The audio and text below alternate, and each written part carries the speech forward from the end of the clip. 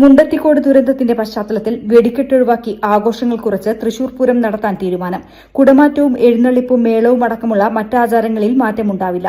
എന്നാൽ കുടകളുടെ എണ്ണം കുറയ്ക്കാനും തൃശൂർ കളക്ടറേറ്റിൽ മന്ത്രിമാരും തിരുവമ്പാടി പാറമേക്കാവ് ക്ഷേത്ര ഭാരവാഹികളും അടക്കമുള്ളവർ പങ്കെടുത്ത ഉന്നതതല യോഗം തീരുമാനിച്ചു.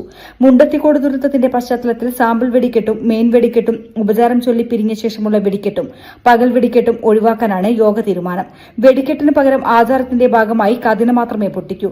എന്നാൽ ആനകളുടെ എണ്ണം കുറയ്ക്കില്ല. 15 ആനകളെ തന്നെയാണ് എഴുന്നള്ളിക്കുക.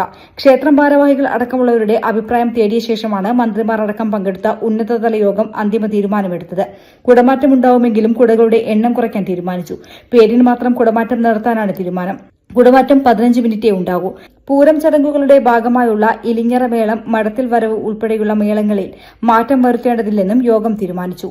News desk media vision.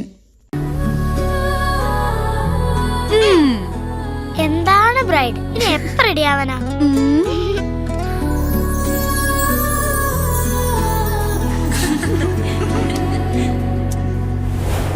മരുപൂ പോലെ നിറമേകും MX, വെണ്ണിലാവായി എന്നുള്ളാകെ MX.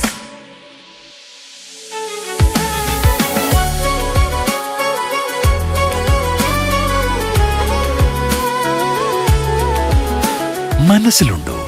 MX-ലുണ്ട്. MX വെഡിംഗ് സെന്റർ ഇനി വളാഞ്ചേരിയിലും.